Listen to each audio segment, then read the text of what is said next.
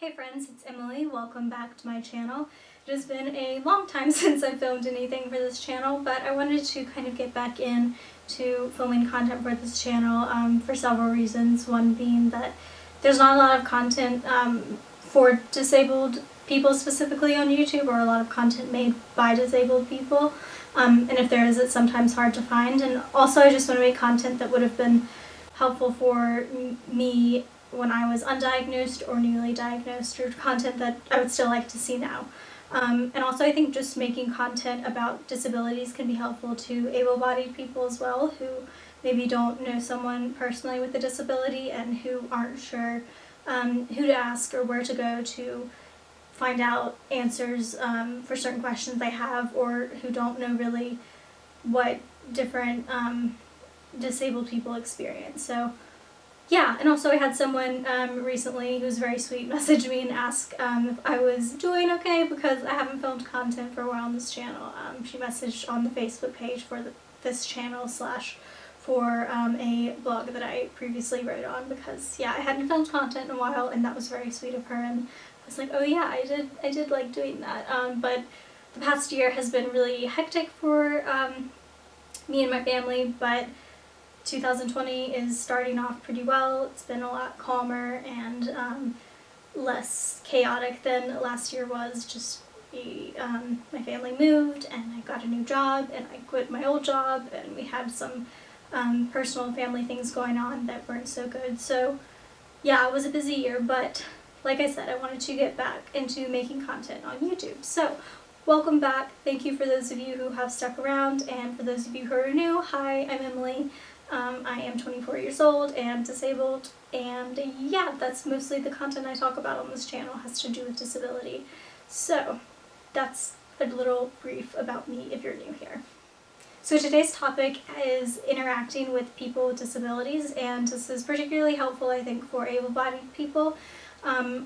Obvious disclaimer here that I don't represent everyone with a disability. I'm speaking from my own experience, as well as sort of the experiences I've heard from other disabled people whose circumstances are different than mine and who have different disabilities than I do. So what I say won't necessarily represent everyone with a disability, but I think what I'm talking about in general applies to many people with a disability.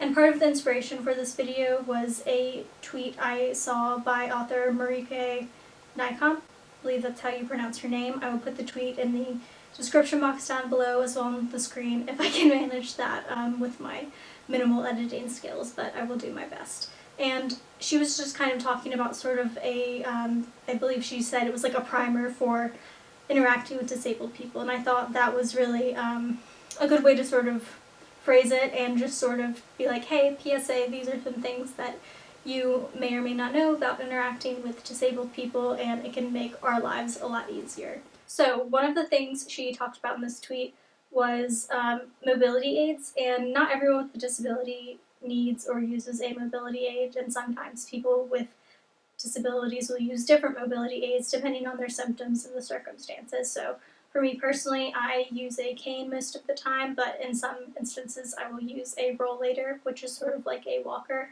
but it has a seat.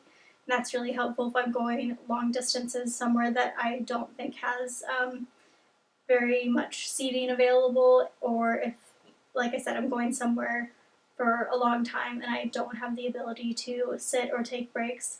It's helpful for me because I have chronic pain, for one, and also I get quite dizzy and fatigued if I am standing in one place for too long, and just I get fatigued more than able-bodied people do just when walking and doing regular activities. So that's helpful. But in most circumstances in my day-to-day life, I use a cane. But other people use wheelchairs, people use crutches, and some people use service dogs to assist them with their mobility. A service dog is sort of the service dog is not a mobility aid necessarily, it is a animal, obviously, but it can assist with those tasks. So I'm sort of lumping them in with this category. So what Marieke was talking about was people touching your mobility aids. Luckily, I haven't had this experience, and I think it's partially because I am upright, still able to walk myself. But people who use wheelchairs for whatever reason often will have people um, just take hold of their wheelchair without asking and start moving it and directing it. And this can be really disconcerting because someone's taking your ability to move autonomously and move freely. So it makes you feel very out of control. And it also can be dangerous in some circumstances, and I think people normally mean well when they do this. They are trying to get this person, help and be like, oh, this person looks like they're having a hard time, but they don't always ask, and this can be dangerous if, for example, they don't know how to properly use or move the wheelchair, if the wheelchair is not made to be pushed, for example, then that can be dangerous. If they're near a curbside and that person ends up falling, obviously that's very dangerous. It's just generally, I think, like I said, people have very good intent, but it ends up being dangerous at worst, and at best it makes people feel very uncomfortable. So if you see someone struggling, ask them if they need help, and respect them if they say they're fine. I'm not talking about, if I drop my cane, don't pick it up for me to just be nice, or don't open a door just like you would for anyone else, or things like that. But when you go out of your way to sort of take someone's mobility device, whether or not you think you're helping, it can make the situation, like I said, both dangerous and also just feel very dehumanizing almost, because you're taking away people's mobility in some circumstances, and that is just not a good experience. It makes you feel very unsafe and just insecure about your ability to move about freely in the world. So ask before you touch someone's mobility aid. In general, it's not a good idea. But again, if you see someone who looks like they're struggling or they need help, ask them if they need help, and make sure to respect their answer if they say no, because sometimes they don't need help, and your perception of what people with disabilities can and can't do might not necessarily be true for every single disabled person, and that's okay. But don't be offended if someone doesn't need your help. I think people in general appreciate it when they are offered help. I know for me, I appreciate it when someone offers to do something, even if I don't need that thing to be done. I appreciate the sentiment, but it crosses a line when someone is pushing and forcing their help upon you, because it's not really helpful then at all. Another note is to believe people with disabilities when they tell you their symptoms and their experiences. For example, something that happens often, especially for people who are young or who don't look disabled, even though disability doesn't have a look, not everyone with a disability uses a mobility aid, and a lot of symptoms are invisible. A lot of people who use placards that allow them to park in accessible parking spots, or handicap parking spots as they're often referred to. I just like the term accessible better, because I think the term handicap has some implications, and it's sort of a medicalized term and often used in a negative way or a demeaning way in some senses, so I prefer accessible, but that's another topic in and of itself. But those who use accessible parking spots and have placards or license plates that allow them to do so are sometimes questioned by people who think they do not need that spot. And people will leave notes, people will say something, and a lot of times it's really disparaging and rude, like, your legs look fine to me, or my grandma really is disabled and you're not disabled and you don't need that spot. Don't say things like that. Don't leave notes on people's cars. In general, I think it's better to give someone the benefit of the doubt. I know, for example, I generally look very healthy and I look able-bodied even though I use a cane. I think it confuses some people because I'm not obviously limping, or I don't look disabled in a lot of people's viewpoints. So, but I still do need, especially in certain circumstances, to use those accessible spots, because I do, especially in the summer, I am prone to passing out if the temperature is too high and I have to walk long distances. And my joints are also prone to subluxing, or which is partially dislocating, or dislocating completely. So if I can minimize that, especially if I can avoid a long walk, then that's really helpful sometimes. I don't use that every single time. I don't use the placard in every situation I'm in, but in some situations it's very helpful. And so having someone kind of assume that I don't really need it, or that I'm stealing the spot somehow from someone else who like really needs it is really unfair, and also just unrealistic, and it has a very what? So when someone assumes that I don't need that spot because I don't look disabled, or because I look healthy, or I'm young, and they make a comment or leave a note on your card, that's really rude for one, and it's also very dehumanizing. And if you do that, it just kind of shows that you have a very narrow scope of what you think disability is, and you don't always know if someone's disabled. And I know people are sometimes concerned about people faking disabilities, and while that does happen on very rare occasions, I feel like that happens more on social media for one, and even if there's a small chance that that person might be faking or exaggerating symptoms, it's not worth it, because majority of the time that's not the case. And I know personally I would never want to ruin someone's day just by saying that you don't need that spot, you're not really disabled, and kind of make them feel bad for using the things that make the world more accessible to them. Because you can't know every condition in the world, you don't know everyone's personal medical history, nor do you have a reason to know everyone's personal medical history. So in general, just don't ask questions like, why are you using that? Or don't again, write notes or make comments. It's just not necessary, and also not your business. So, sort of on a similar note, also try to believe disabled people when we do tell you our symptoms or our needs. This happens a lot sometimes. People will challenge it, particularly in workplace scenarios or in academia. And I know the ADA is supposed to protect you, and the ADA is the Americans with Disabilities Act, for those who aren't familiar. It's supposed to ensure that disabled people are not discriminated against, and that we have access to the world around us, and that reasonable accommodations are made to make places accessible and to allow us to, again, just participate in daily life like an able-bodied person would. That doesn't always actually happen, though. Just because the ADA is there doesn't mean that we're protected and that we still aren't at risk of being discriminated against, and that sucks. So if you're in a scenario where someone is requesting reasonable accommodations, meaning accommodations that will make that person's life a lot easier and put them sort of on level playing ground or level playing field with able-bodied people, sort of a good way to think of it, then there's no reason not to do it. In some instances, that might mean in an academic environment, moving classrooms so the person can get into their classroom if there's not access to an elevator or a ramp. In work environments, it might mean someone needs to sit during presentations, for example, or that they need to have access to food and water, like, consistently. If they have diabetes, for example, and need to keep a check on their blood sugar. So just, there's a lot of other examples.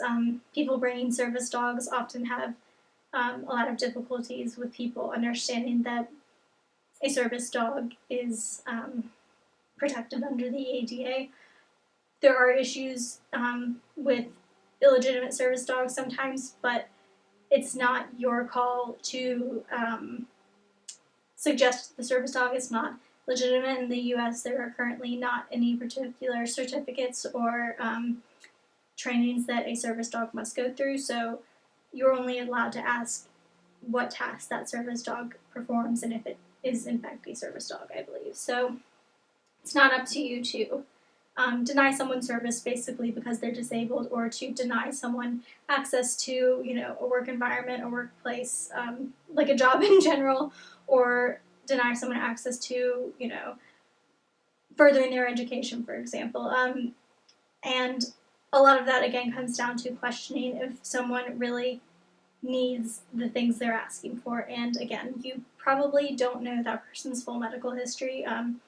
In the case of academia, you usually had to At least speaking from my experience, I had to provide my Office of Disabilities with paperwork from my doctor explaining why my accommodations were important and what they would do for me, and I also had to fill out information as well explaining why I was requesting the accommodations I was.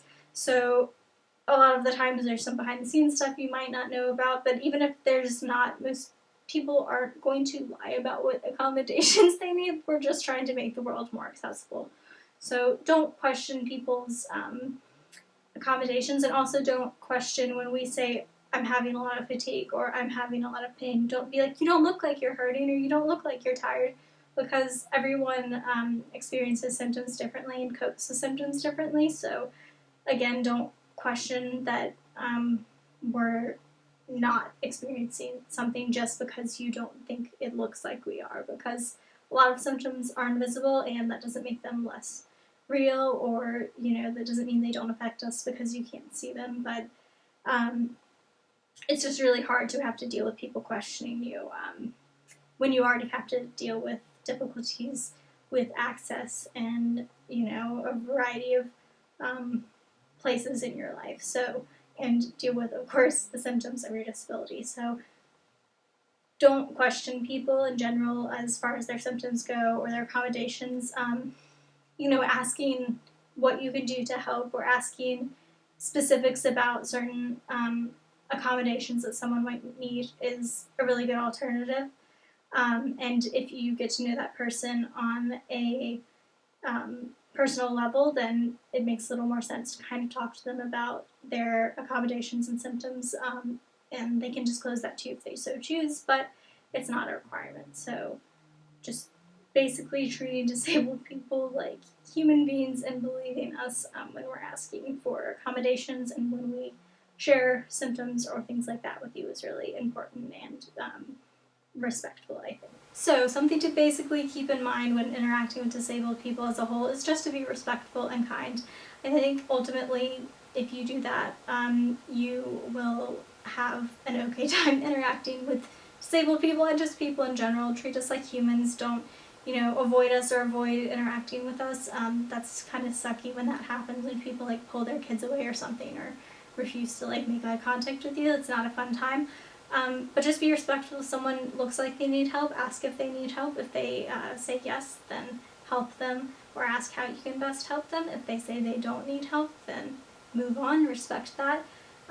Don't question people's accommodations if they use them or if they request them. You don't need to question why they need those necessarily, and you also don't need to ask for personal medical information if it is not relevant to you and if it does not help you make things more accessible. And if someone does disclose information like that to you, then it's really important to believe them. And by believing us, you are helping the world be more accessible for us, and you're also reducing stress levels because we get questioned and we have to deal with so much systemic ableism, and having to deal with that day in and day out is frustrating. So if you can kind of avoid, causing that stress, that's helpful. And also just because in general it's the nice thing to do to not add stress or make someone's life harder if you don't have to. So basically, in summary, be nice, be polite, be kind, and respectful. Believe people, and just don't ask questions if you don't really have to, and listen to us if we do talk to you about things, but just kind of know boundaries, what isn't okay to ask. If you have a personal relationship with someone, it's really obviously different, but in general, when interacting with people in public who are strangers to you, then it's best to kind of not be super invasive. So thank you guys so much for watching. I really appreciate those of you who have stuck around. I also appreciate those of you who are new here. Hi, hello, welcome. And just let me know in the comments if you're able-bodied, what are some questions you have, what are some things you may have learned in this video, what would you like to see from me if you're disabled, what are some things that maybe I didn't mention that you would like to add, or what are, again, topics that you'd like to see me discuss in the future. I would love to hear from you guys, and again, I appreciate you watching and hope y'all have a great day. Bye!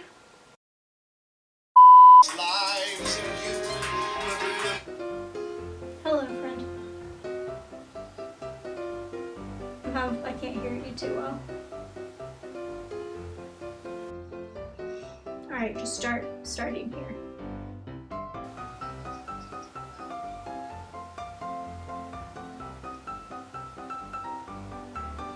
Yeah. There's really no reason to disagree, but even if there's yeah, I think it's private insurance. So, alright, cut that.